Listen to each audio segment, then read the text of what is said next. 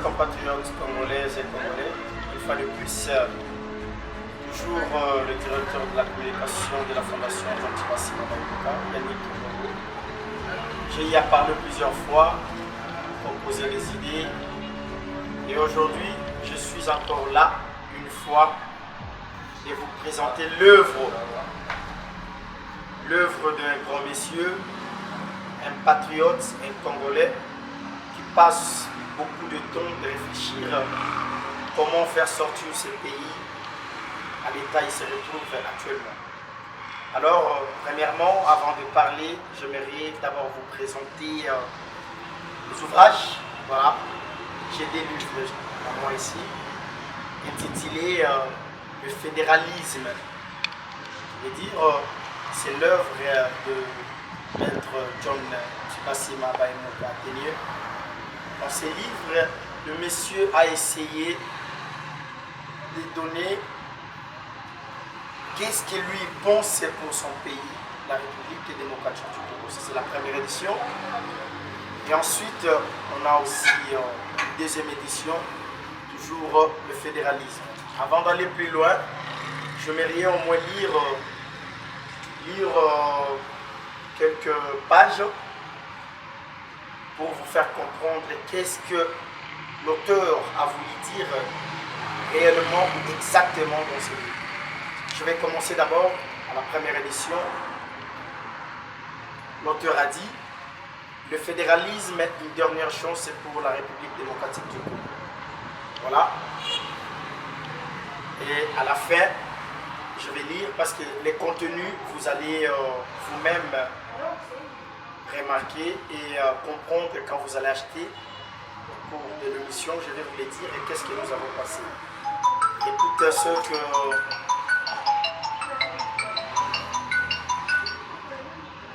malgré les milliards investis pendant toutes ces années pour le développement de la RDC, qui veut dire la République démocratique du Congo, RDC aussi, le pays et la population vivent dans la souffrance et la pauvreté objective.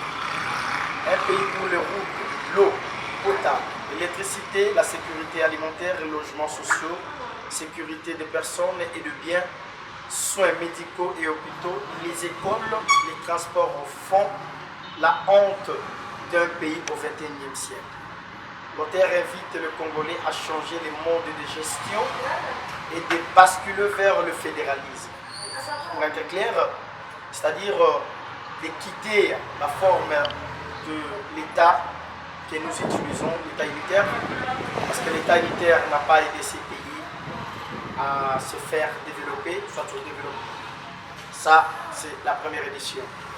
Et la deuxième édition, c'est toujours le fédéralisme. Maître John Tibassi Mabaïmoka, il a dit encore une fois de plus, c'est le fédéralisme en RDC, qui veut dire RD Congo, les 5 mesures principales d'accompagnement. C'est-à-dire, vous allez remarquer, dans ses idées, il a essayé un peu de mettre le pays en 4 parties. Ce qui veut dire, le Congo, nous voulons à ce que ce pays puisse devenir un État fédéral. Et dans l'État fédéral, de 4 États, il y aura des États qu'on appelle les États fédérés, et c'est ça qui va former des États fédéraux pour avoir un État fédéral. Pourquoi? Mes chers compatriotes, revenons un peu en arrière. Je crois en 1960, quand on a eu l'indépendance, le premier président c'était Joseph Kasavubu. Il est arrivé. Je fais même de recherches, je suis allé lire la constitution de l'Ouagadougou. Et cette constitution, comme vous disiez, vous allez comprendre, dans son esprit, il voulait à ce que le pays soit un État fédéral. Mais, malheureusement, il n'y avait pas eu le moyen de faire ce pays un État fédéral. Certainement, l'auteur lui-même, John Tibassi Mabaïmoka, il a fait des recherches et il a fait beaucoup de recherches pour essayer un peu de voir qu'est-ce qui nous bloque. Le Congo est de 2 345 090 km², qui veut dire c'est un petit continent dans un continent. Avec l'État unitaire, on n'a pas réussi. Alors, nous proposons, nous n'imposons pas. Ce n'est pas de la balkanisation. Parce que les autres risquent de comprendre mal que nous voulons la balkanisation. Non. Nous ne voulons pas la balkanisation. Et personne ne viendra avec l'idée de dire qu'il faut diviser ces pays. Personne. Mais utiliser ce qu'on appelle un État fédéral, c'est une manière de faire recours au développement. Même en Afrique, parce que vous allez dire, c'est un régime, soit une forme de régime que le blanc utilise. Je vais vous le dire, c'est faux parce que j'avais lu quelque part ici, à l'internet, on a parlé, même en Afrique, il y a les Soudan, il y a l'Éthiopie, il y a la Tanzanie, il y a le Nigeria qui utilisent la même forme de l'État fédéral. Cela n'a pas divisé la République du Soudan. Cela n'a pas divisé la République du Nigeria. Cela n'a pas divisé la Tanzanie. La Tanzanie exerce la forme de régime qu'on appelle l'État fédéral, mais la Tanzanie restait unie. Alors, si nous avons lancé cette idée, c'est simplement pour vous faire comprendre que nous réfléchissons comment nous allons faire développer cette nation. Alors, ceux qui se trouvent aux étrangers, qui veut dire aux diaspora, si vous voulez en avoir, nous ne vendons pas qu'un seul livre. On les vend tous les deux. Tous les deux revient à 50 $. Qui veut dire, si tu as 50 $, si tu es au diaspora, c'est-à-dire aller aux étrangers, soit en Belgique, France, en Allemagne, aux États-Unis, que vous voulez comprendre l'idée, soit la quintessence de cet ouvrage, il suffit de nous contacter au numéro qui sera affiché à l'émission.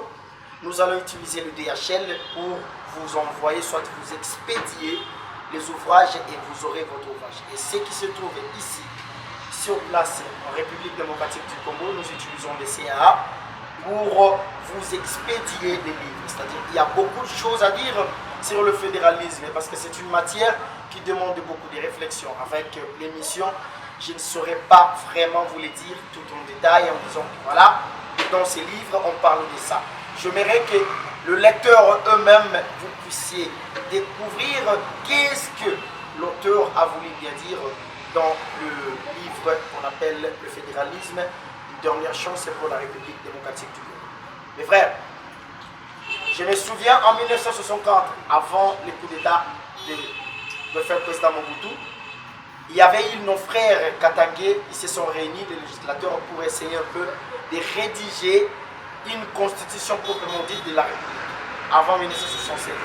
Et cette constitution, quand vous les lisez, vous allez comprendre que dans l'esprit de cette constitution, eux aussi, ils cherchaient à faire ce pays un État fédéral. Et d'ailleurs, c'était parmi les causes qui avaient créé de zizanie entre le défunt premier ministre de ces pays, Lumumba, et le président Kasavubu. Parce que Kasavubu, lui, il était unitaire, et Lumumba, il s'est basé, Lumumba, lui, il était unitaire, et Kasavubu, il était pour qu'on puisse faire cet État un État fédéral. Dans l'État fédéral, il y a beaucoup de choses.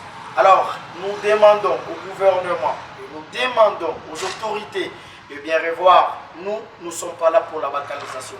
Nous ne sommes pas là pour diviser ce pays. Ce pays nous appartient. Nous sommes tous les Congolais. Mais ce que nous avons remarqué, que l'État unitaire n'a pas aidé ces pays à se faire développer. Quand l'ex-président Joseph Kabila est arrivé, il a essayé un peu de travailler avec l'État unitaire, mais à la fin, il a pu comprendre, il cherchait à nous amener dans cet esprit-là de faire cet État un État fédéral, mais ce n'était pas du tout un État fédéral. Pourquoi? Parce qu'il avait parlé, il y a eu le découpage, il y a eu la décentralisation du pouvoir, c'est-à-dire on a eu 26 provinces. Il était vraiment dans la voie de faire ce pays un État fédéral. Je crois que dans l'État fédéral, nous allons, il y a beaucoup de matière. Vraiment, ça sera insuffisant de vous parler de tout ce que l'auteur a essayé un peu de dire et dans l'ouvrage. Alors, je vous demande de nous contacter et de voir qu'est-ce que l'auteur a voulu parler dans ses livres. C'est-à-dire, tout est ici. C'est-à-dire, il a essayé un peu de toucher sur toutes les couches, c'est-à-dire la bonne gouvernance, il a essayé un peu de parler sur le régime, il a essayé un peu de parler sur beaucoup de choses. C'est-à-dire, ça se vend à 2, sur le père, ça revient à 50 $. Pour être un peu plus clair, si vous voulez nous contacter pour avoir les ouvrages, il suffit de nous contacter au numéro qui sera affiché à l'émission. Et je tiens encore à vous dire que je suis toujours là, à tout moment, donner des idées, parler des idées ici. D'ici là, on aura une fondation qui sera déjà